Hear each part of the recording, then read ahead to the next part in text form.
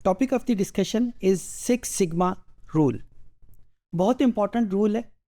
मैं सबसे पहले इसको डिफ़ाइन करता हूँ, फिर इसकी इम्पोर्टेंस आपके सामने रखूँगा कि मैंने इसको इम्पोर्टेंट क्यों कहा है। जब हमारे पास कोई डेटा वैल्यू गिवन है तो हमने इस डेटा वैल्यू को देखते हुए ये कैसे अंदाज़ा करना है कि इस डेटे में सारी वैल्यूज़ ठीक हैं, कोई वैल्यू आउटलायर तो नहीं है।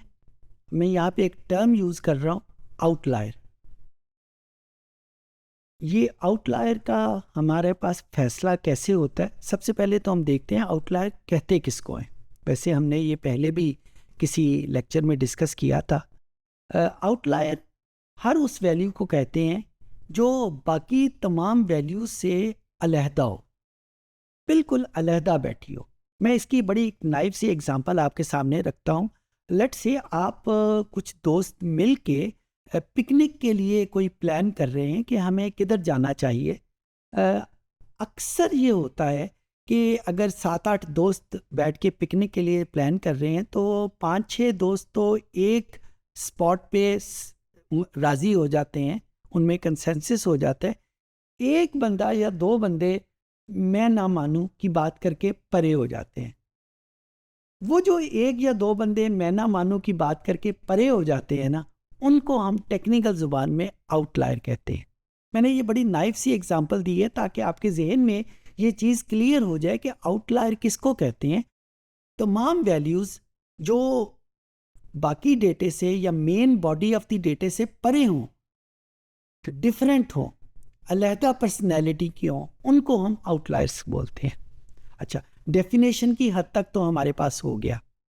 अब हमें डेटे को देखते हुए ये कैसे पता चलेगा कि ये वैल्यू आउटलायर है और ये वैल्यू आउटलायर नहीं है, ये वैल्यू मेन बॉडी का हिस्सा है और ये वैल्यू मेन बॉडी से परे है, यानी आउटलायर है। इसके लिए हमारे पास बहुत सारे तरीके हैं। उनमें से एक तरीका सिक्स सिग्मा रूल है और ये हर उस जगह पे इस्तेमाल होता है जहाँ पे हमने ये देखना हो कि क्या हमारा डेटा आउटलायर से पाक है या इसमें आउटलायर मौजूद हैं, और अगर इसमें आउटलायर हैं तो वो कौन से हैं। लेट्स सी, हम SPSS को यूज़ करते हुए सिक्स सिग्मा का रूल को अप्लाई कैसे करेंगे। यहाँ पे मैं फिर बता दूँ, हमारे पास कोई सिंगल बटन सोल्यूशन नहीं है। हम यूज़ करेंगे SPSS के दूसरे फंक्शंस को और फिर इस रूल को हम डिराइव करेंगे। अगर आप स्क्रीन के ऊपर देखें तो मैंने सिग्मा रूल आपके सामने लिख दिया है।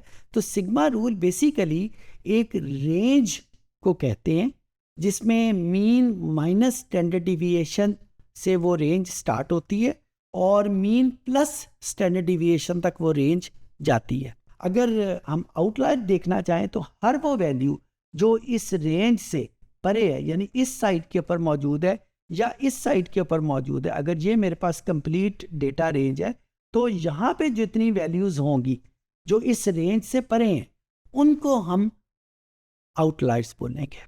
यानी mean minus standard deviation, data की सबसे पहले मीन कैलकुलेट करेंगे, स्टैंडर्ड डिविएशन कैलकुलेट करेंगे और मीन माइनस स्टैंडर्ड डिविएशन करके एक वैल्यू बना लेंगे। Similarly mean plus standard deviation करके एक वैल्यू बना देंगे।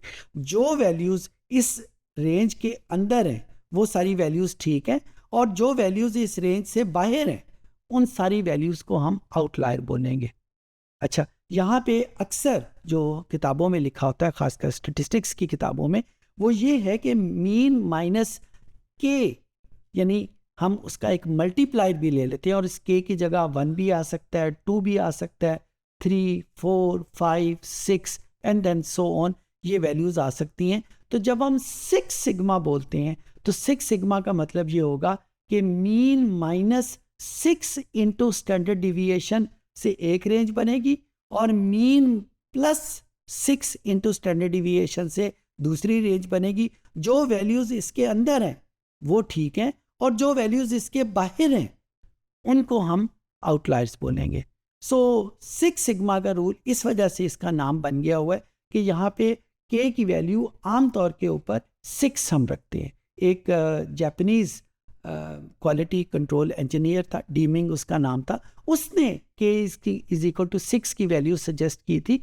फिर कभी हम डिस्कस करेंगे कि उसने 6 की वैल्यू क्यों सजेस्ट की थी, लेकिन के इज इक्वल टू जब 6 हो तो फिर इस रूल को हम 6 सिग्मा रूल कहते हैं।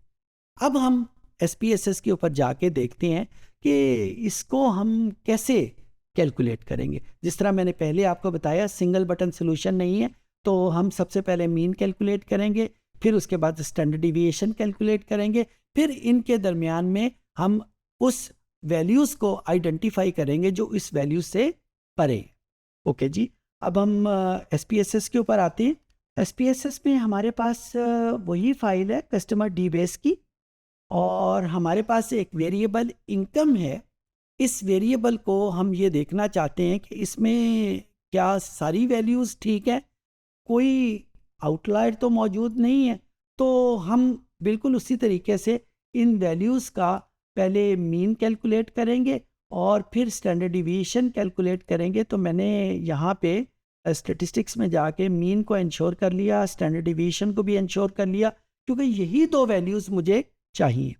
तो यहाँ पे मैंने इसको कैलकुलेट किया, ये मुझे वैल्यूज़ 55.04 इसका मीन मिल गया और 55.54 मुझे इसकी स्टैंडर्ड डिविएशन मिल गई।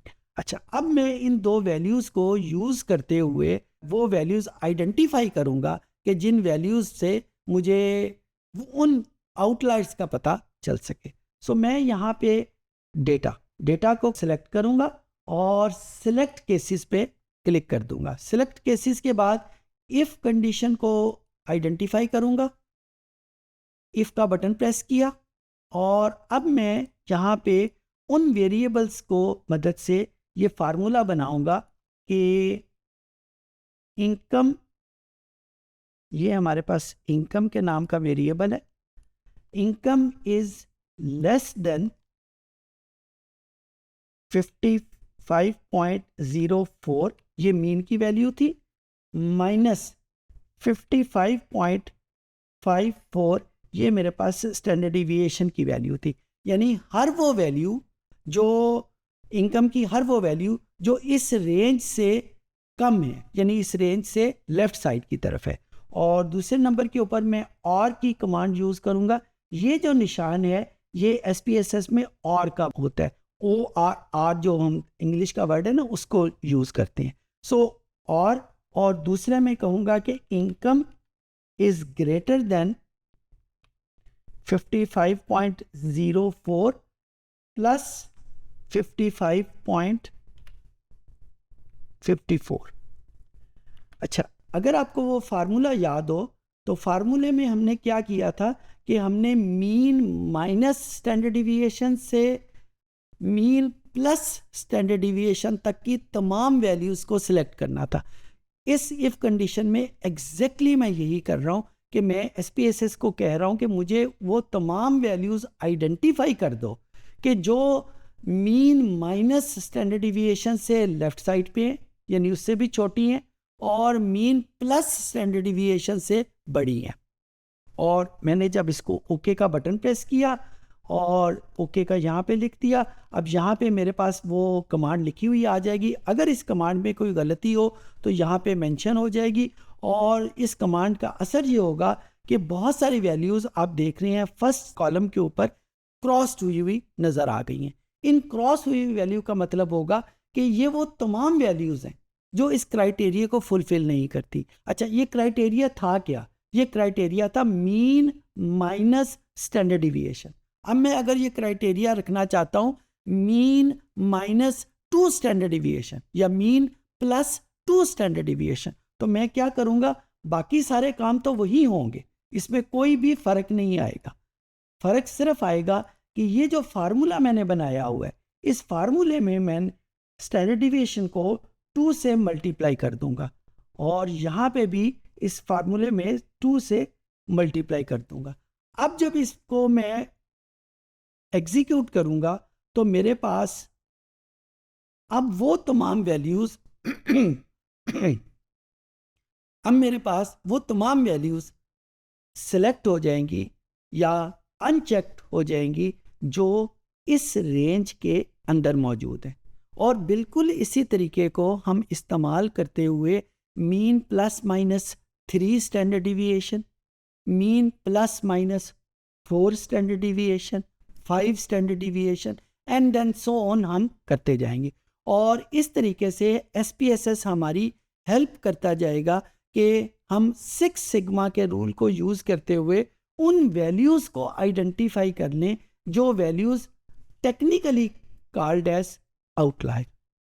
मैं थोड़ा सा रैप अप कर दूं क्योंकि इस आज के लेक्चर में थोड़ा सा मुश्किल कमांड्स मौजूद थी। हम आइडेंटिफाई करना चाहते हैं आउटलायर्स को। आउटलायर को आइडेंटिफाई करने के बहुत सारे मेथड हैं। आउटलायर्स उन वैल्यूज़ को कहते हैं जो तमाम डेटा से हट के हों, दूर हों, और उसको दूर करने के लिए उसको फाइंड आउट करने के लिए एक मेथड हम यूज़ करते हैं जिसका नाम है 6 सिग्मा रूल।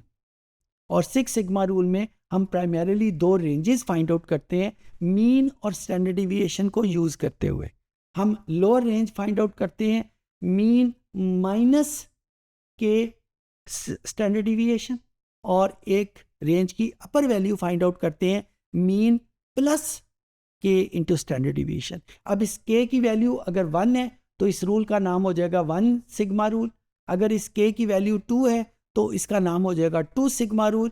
अगर इस के की वैल्यू 3 है तो इसका नाम हो जाएगा 3 sigma rule and then so on up to the value of 6 sigma rule. So इस तरीके से हम इस रूल को अप्लाई कर लेंगे। I hope I could make my self understood.